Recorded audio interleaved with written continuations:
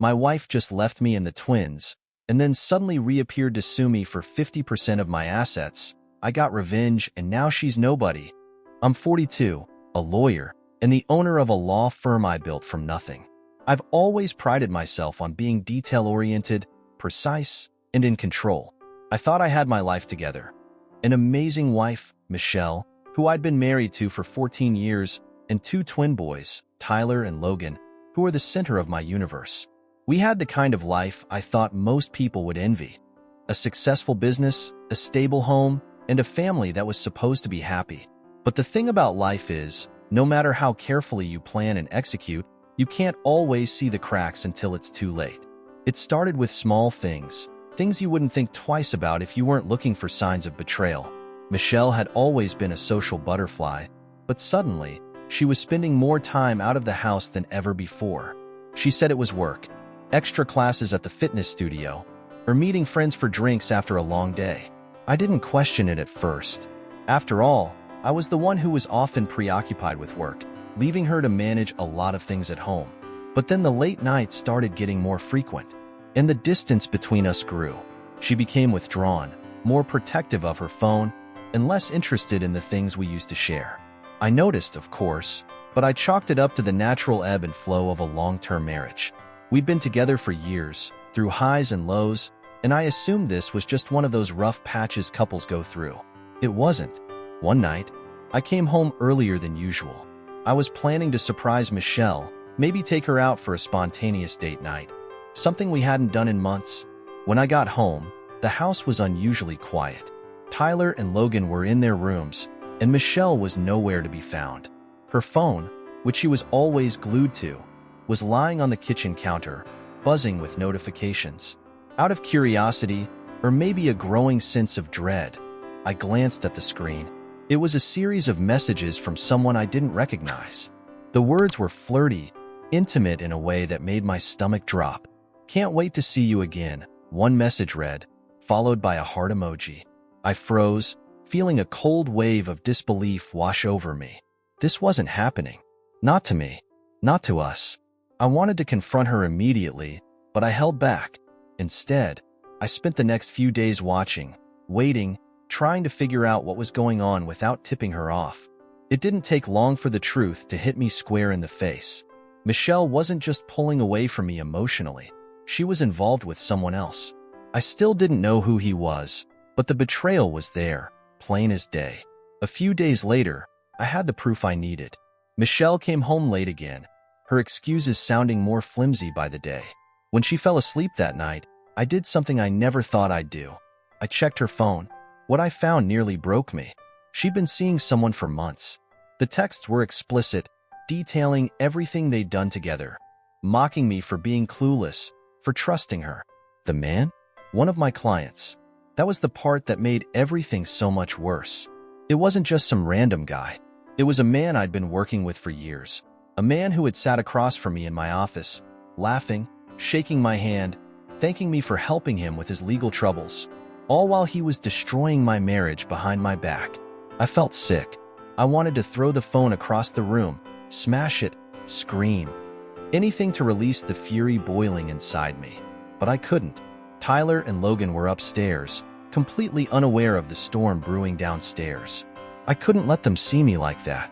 So, I put the phone back down, closed my eyes, and tried to breathe through the overwhelming surge of anger and betrayal.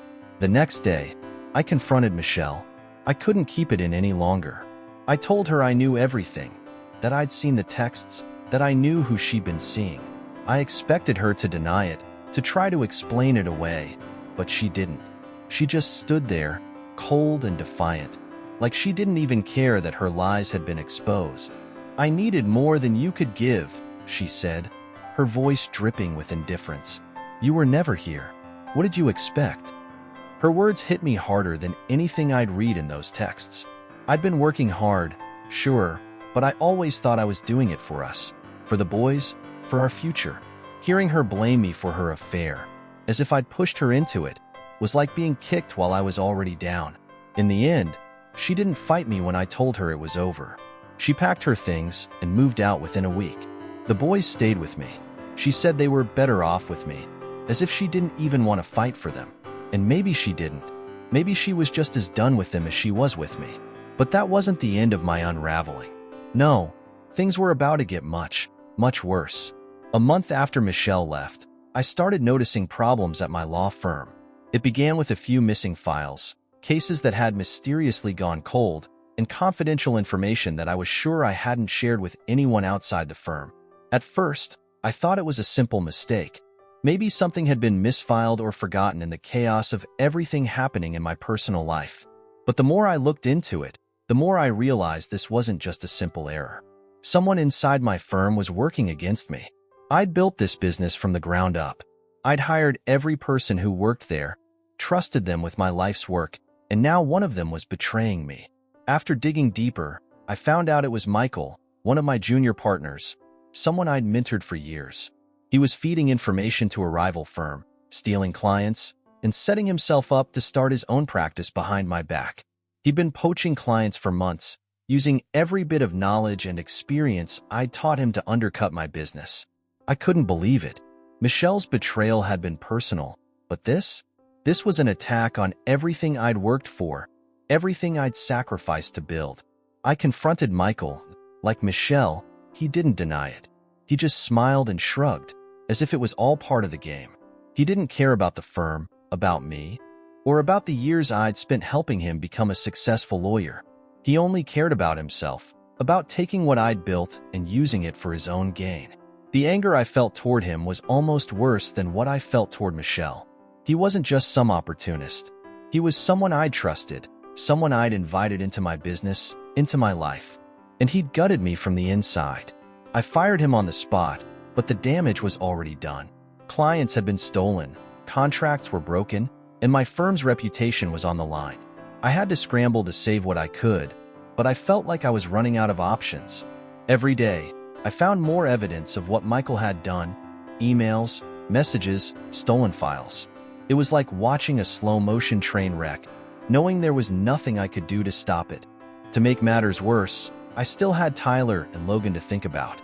They didn't know what was happening behind the scenes. As far as they were concerned, everything was fine. I was trying to keep their lives as normal as possible, even though mine was falling apart at the seams. I made it to their soccer games, helped them with their homework, did everything I could to keep up the facade. But inside, I was dying. I couldn't sleep. I couldn't eat. I couldn't focus on anything except the feeling of everything I loved slipping through my fingers. And then, the final blow came. 2 weeks after firing Michael, I got a letter in the mail. It was from the law firm he'd joined. They were suing me, claiming I'd wrongfully terminated him, that I'd sabotaged his career, and that I owed him damages for lost income. I couldn't believe it. The audacity of it all. The man had stolen from me, betrayed me, and now he was suing me? I felt like I was losing my mind. Every time I turned around, there was another attack, another betrayal. My wife, my business, my reputation, everything was crumbling. And no matter how hard I tried to hold it all together, it kept slipping through my fingers. I haven't told Tyler and Logan any of this. They still think everything is normal. I don't know how much longer I can keep up the act, though. I'm scared that one day soon, I'm going to break, and they're going to see me for what I am. A man who's lost control of everything. I don't know what to do. I've spent my entire life being the guy who fixes problems, the guy who always knows the right move to make. But now I feel completely lost. I don't know how much more of this I can take. I've lost my wife, my trust in the people I thought I knew, and now I'm watching my career circle the drain. Every part of my life feels like it's unraveling, and I'm just trying to survive the fallout. Update. A few weeks passed after firing Michael, and I was still dealing with the fallout at my firm. My reputation had taken a hit, clients were hesitant to continue working with me, and my once thriving business was now barely keeping its head above water. The worst part was that the lawsuit from Michael was looming over me, draining my energy and focus every single day. I hadn't heard from Michelle since she moved out. Our communication had been limited to the absolute necessities regarding the boys. But other than that, we were living separate lives. I didn't have the strength to fight with her anymore. After all, she was gone, and I thought that was the end of it. She'd betrayed me, and I'd accepted it. What else was there to do? That was until the second wave of betrayal hit. It started innocently enough, with a letter. I remember opening the mail one morning, half asleep, and seeing Michelle's name on a legal document. At first, I thought it was something routine, perhaps something to do with the boys. But as I read the contents, my stomach dropped. It was a lawsuit. Michelle was suing me. The papers outlined her demand for half of everything. Half the business, half our savings, half the house. I couldn't believe it. After all we'd been through, after everything she had done, now she wanted to take away everything I had left. I felt rage like I'd never felt before. It wasn't enough that she'd left me for another man, or that she'd shattered our family. Now she wanted to destroy me financially. I called my lawyer, Robert, an old friend who had been with me since the early days of my career. He was shocked when I told him what was happening. We set up a meeting to go over the details, and that's when I learned the full extent of the situation. Michelle had hired Michael as her lawyer. That's right. The same Michael I'd fired for stealing clients and sabotaging my firm was now representing my wife in her attempt to take me for everything I had. The sheer audacity of it all left me speechless. Michael wasn't just content with trying to destroy my business. Now he was coming for my personal life as well. It was a calculated move, a vindictive play, and it worked. I was furious. The lawsuit claimed that Michelle had been entitled to half of everything we owned, including the firm. She was arguing that she had contributed to my success by taking care of the household and raising the boys while I worked. She wanted alimony, child support, and a 50% share of all assets. It didn't matter that she had left me for someone else. In the eyes of the law, none of that mattered. What mattered was the numbers, and Michael knew how to play the game. Robert assured me that we had a strong case to fight the claims. We could prove that most of my assets were tied up in the firm, which Michelle had never been involved in. We could also argue that my income was tied to the future success of the business, which had taken a severe hit since Michael's betrayal. But even with a solid defense, the idea of going through a long, drawn-out court battle with my ex-wife made me sick to my stomach. We set a court date for the hearing, and over the next few weeks, my life descended into chaos. Michelle had always been someone who cared about appearances. She was the kind of person who liked to play the victim, and she used that to her advantage now. She started spreading rumors among our mutual friends and the community, painting me as the heartless husband who had neglected her for years while she held the family together. People started taking her side, believing the story she was selling. Suddenly, I was the villain in a narrative I hadn't even written. The day of the hearing finally arrived. I walked into that courtroom with a sense of dread hanging over me like a cloud. I wasn't just fighting for my business or my financial security. I was fighting for my reputation, my dignity, and everything I had left. Michelle was there, sitting confidently beside Michael, looking as if she had already won. Our judge was a middle-aged woman named Judge Karen Thompson. She had a reputation for being tough but fair, and I hoped that her sense of justice would see through the lies and manipulation that Michelle and Michael had spun. But the moment Michael stood up to present his case, I knew we were in for a battle. Michael was smooth, polished, and manipulative. He presented Michelle as the perfect wife and mother, a woman who had sacrificed everything for her family, only to be left in financial ruin by a husband who had spent more time at the office than at home. He made it sound like I was some absentee father who had neglected my responsibilities, and that Michelle was the one who deserved compensation for all the years of suffering she had endured. He pulled out every trick in the book. He had witnesses testify to how often I worked late, how Michelle had been left to manage the house and the boys on her own. He even had some of my former clients testify, claiming that I had prioritized my career over my family. I sat there, listening to all of it, feeling the weight of the lies pile on top of me. Robert tried to fight back, pointing out the discrepancies in their claims, showing the court that Michelle had been the one to leave, that she had been unfaithful, and that she had done nothing to contribute to the business. But it was an uphill battle. Michael was a master at twisting the facts, and Michelle played her role as the victim perfectly. One of the most shocking moments came when Michelle took the stand. She broke down in tears, telling the court how she had felt abandoned by me, how I had put my work before her and the boys, how she had tried to make things work but ultimately had no choice but to leave. She painted a picture of a woman who had been emotionally neglected for years, and I could see the sympathy in the judge's eyes. But the part that really hit me was when she revealed her affair. Michelle didn't try to hide it. She admitted to the court that she had been unfaithful, but she didn't take responsibility for it. Instead, she blamed me. She said that my neglect had driven her into the arms of another man, that she had been searching for love and attention that I couldn't give her. She made it sound like it was my fault, like I had pushed her to cheat. I wanted to stand up and scream. I wanted to tell the judge that none of this was true, that Michelle had chosen this path on her own, but I knew it wouldn't matter. In a divorce case, the courts don't care about who cheated or who's at fault. They care about the financials, and that's exactly what Michael was banking on. The case dragged on for weeks. Every day, I walked into that courtroom, hoping for a glimmer of justice, but every day I felt the walls closing in on me. Robert did his best, but the odds were stacked against us. Michelle and Michael were relentless, and they used every dirty tactic in the book to paint me as the bad guy. And then came the final blow. Michelle wasn't just suing for half of the assets. She was also suing for primary custody of the boys. I hadn't seen that coming. I thought she had no interest in taking the boys away from me, especially given how little she had been involved in their lives since the separation. But Michael had convinced her that winning custody would give her leverage in the financial settlement. It was a calculated move, and it worked. Suddenly, I wasn't just fighting for my business. I was fighting for my children. The custody battle was brutal. Michelle made me out to be an absent father, someone who had been too consumed with work to care for his sons. She brought in character witnesses, her friends, former neighbors, people who claimed that they had seen me neglecting my responsibilities as a parent. It was all lies, of course, but in the courtroom, perception is everything. I fought back with everything I had. I brought in teachers, coaches, and other parents from the boys' school to testify to my involvement in their lives. I showed the court the countless hours I had spent with them, the weekends I had taken off work to be at their games, the trips we had taken together. I thought I had a strong case, but the damage had already been done.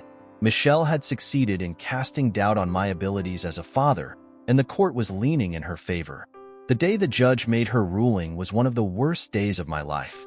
She awarded Michelle 50% of the assets and granted her primary custody of Tyler and Logan. I was devastated. I couldn't believe it. The judge had ruled that Michelle's role as the primary caregiver for the past 12 years outweighed any mistakes she had made. As for me, I was left with visitation rights, weekends, and some holidays, but nothing close to what I had before. I walked out of that courtroom feeling like my life had been ripped apart. I had lost half of everything I had worked for. My business was in shambles, and now I was going to lose my boys too. Michelle had one, Michael had one, and I had lost everything. But the story doesn't end there.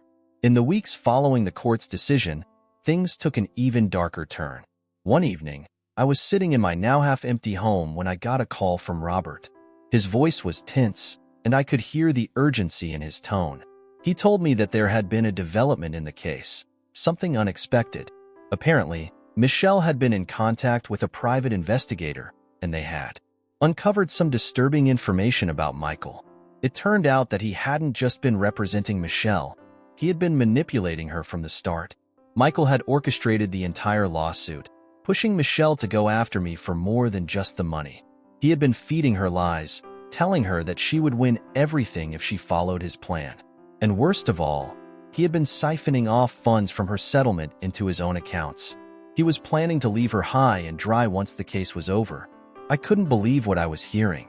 After everything, after all the lies and betrayal, now it turned out that Michael had been playing both of us. He had been using Michelle to get back at me, all while lining his own pockets in the process. Robert advised me to file a new lawsuit, this time against Michael, for fraud and legal malpractice. I was hesitant at first. I didn't want to go through another court battle, but I knew I couldn't let Michael get away with it. He had destroyed my business, my marriage, and now he was trying to scam his way into a fortune. I filed the suit, and the investigation began. Over the next few weeks, more and more evidence came to light. Michael had been involved in multiple shady dealings, using his position as a lawyer to manipulate clients and steal from them. He had a history of bending the rules, and now it was all catching up to him. In the end, justice was served. Michael was disbarred and faced criminal charges for fraud and embezzlement. Michelle, realizing that she had been played, dropped her claims for primary custody and agreed to a more equitable custody arrangement for the boys. It was a small victory in the midst of all the chaos, but it was something. Now, months later, I'm still picking up the pieces. My business is slowly recovering, but it will never be what it once was. Tyler and Logan are adjusting to the new custody arrangement, and I'm doing my best to be the father they need, even though I don't get to see them as much as I want. As for Michelle, we barely speak. The betrayal was too deep, too painful for me to ever fully forgive. But I've learned to accept that some people will do anything to get what they want, no matter the cost. The hardest part of all of this has been learning to trust again. After being betrayed by the people I thought I knew best, it's hard to let anyone in. But I'm trying. Every day, I'm trying. If there's one thing I've learned from all of this, it's that life doesn't always go according to plan. People will betray you. They'll hurt you in ways you never imagined. But in the end, it's how you rise from that betrayal that defines who you are. Update. Although I'd managed to expose Michael's corruption and get a more balanced custody agreement, I couldn't shake the feeling that things weren't over. Michelle had taken so much from me, and the custody arrangement still wasn't what I wanted for Tyler and Logan. I knew they belonged with me, full-time. I wasn't going to stop until I got everything back, not just financially, but as a father. I couldn't bear the thought of my boys being with someone as manipulative and neglectful as Michelle. That's when I decided I needed to dig deeper into Michelle's life. I knew there were things she was hiding, things I could use in court to get full custody of my children and turn the tide in my favor for good. I wasn't just looking for revenge. I needed to protect my boys from the toxic environment Michelle had created. She had already tried to use the legal system to destroy me, and I wasn't about to let her succeed. I needed experts, real professionals, not just any private investigator. I wanted the best. After some research and asking around, I got connected with a pair of highly regarded detectives known for uncovering dirt where no one else could. Their names were Lucas Grant and Rachel Whitman. They weren't your run-of-the-mill private investigators. They specialized in high-stakes cases like mine. Lucas was an ex-FBI agent, known for his ability to blend into any environment and get people to talk. Rachel had a background in cyber forensics, a tech genius who could pull data from places no one else could touch. They were a dynamic duo, and I knew if anyone could help me gather evidence to bring Michelle down, it was them. When I first met with Lucas and Rachel, they immediately put me at ease. Lucas was calm, professional, and had that aura of confidence you'd expect from someone who had been in the FBI for years. Rachel was sharp, analytical, and wasted no time diving into the details of my case. They were based out of New York but traveled wherever the work took them, and luckily, they were more than willing to take my case. "Tell us everything," Lucas said, leaning forward in his chair as we sat in my office. "We need to know exactly what we're working with, where we can dig, and how far you're willing to go." I didn't hesitate. I told them about Michelle's affair with one of my clients, about how she had teamed up with Michael to try to destroy me, and about how I suspected she was still hiding things from me. I also mentioned her increasingly erratic behavior, how she had started staying out late again, how she barely spent any time with Tyler and Logan even during her custody periods, and how I had a feeling she was up to something bigger. It was clear she wasn't as focused on being a mother as she liked to pretend. Rachel pulled out her laptop and began taking notes. "We'll start with her phone records, emails, and social media activity," she said, her fingers flying over the keyboard. "If she's communicating with anyone suspicious, we'll know." Lucas nodded. "I'll put some eyes on her movements. We'll get a clear picture of who she's spending her time with and where she's going. If there's anything shady going on, we'll find it." For the next few weeks, Lucas and Rachel worked tirelessly, gathering every piece of evidence they could find. Lucas followed Michelle discreetly, tracking her movements and documenting every place she went. He was careful not to tip her off, using disguises and changing vehicles regularly so she wouldn't catch on. Meanwhile, Rachel hacked into Michelle's digital world, uncovering a treasure trove of information that would prove invaluable in court. The first shocking discovery came from Rachel's investigation into Michelle's finances. It turned out Michelle had been siphoning money out of our joint accounts for months, long before she filed for divorce. She had been quietly funneling money into a private offshore account, which she kept hidden from both me and the court. This was more than just deception. It was theft, plain and simple. Rachel even found records of expensive purchases Michelle had made under fake names. Luxury items, vacations, all paid for with money that should have been split between us during the divorce. But that wasn't the most damning part. The real bombshell came when Lucas discovered who Michelle had been meeting late at night. It wasn't just a random fling or someone new. It was her fitness class assistant, Derek, someone she had been working with closely for years. But what was even more shocking was the nature of their relationship.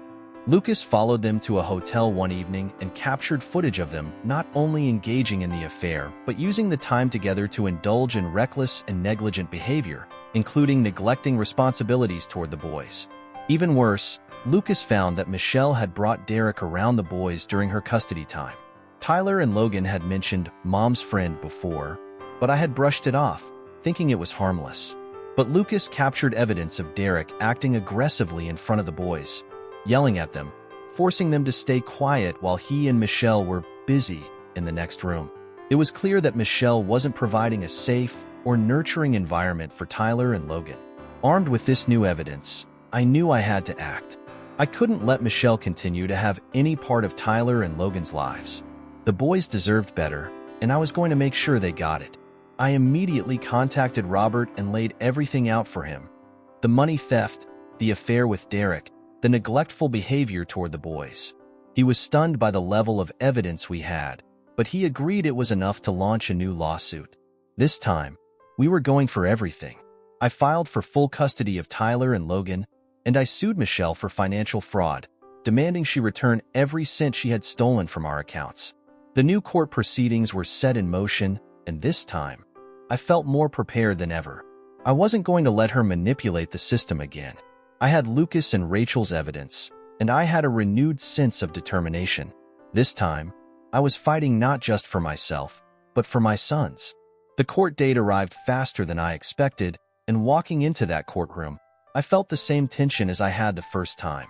But now, I was armed with the truth, and I knew Michelle's lies couldn't hold up under scrutiny.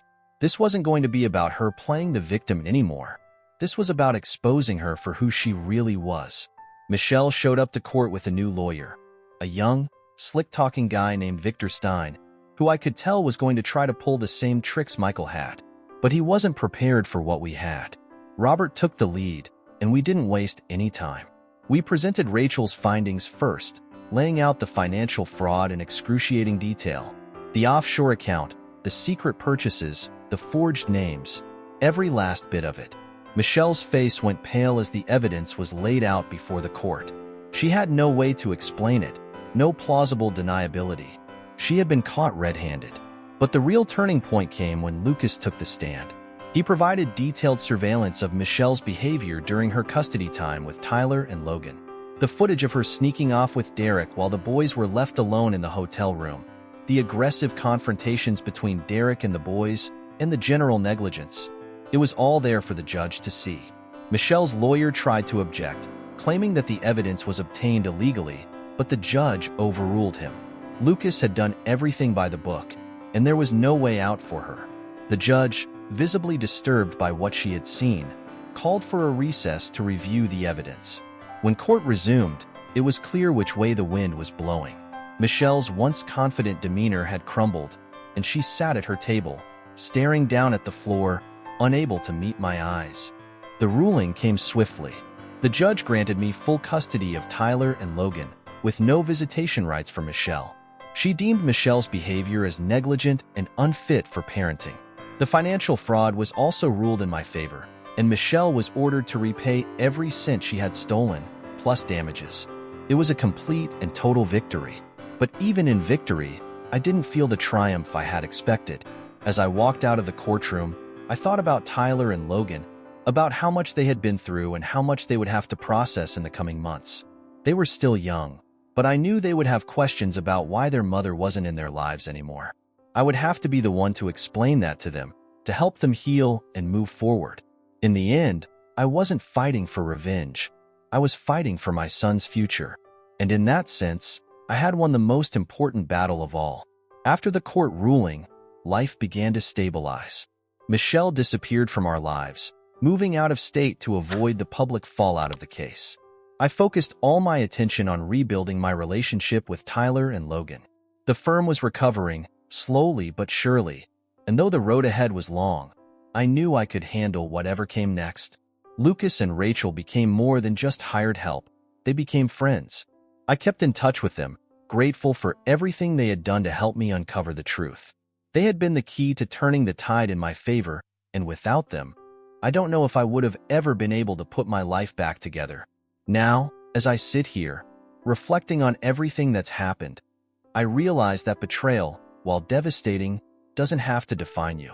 It can break you down, tear apart everything you've built, but in the end, it's how you rise from the ashes that matters. I've learned more about myself in the past year than I ever thought possible.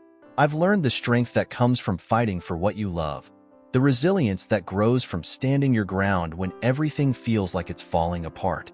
Most of all, I've learned that the people you trust can betray you in ways you never imagined, but you can survive it, and not only survive, but rebuild stronger, smarter, and more determined than ever.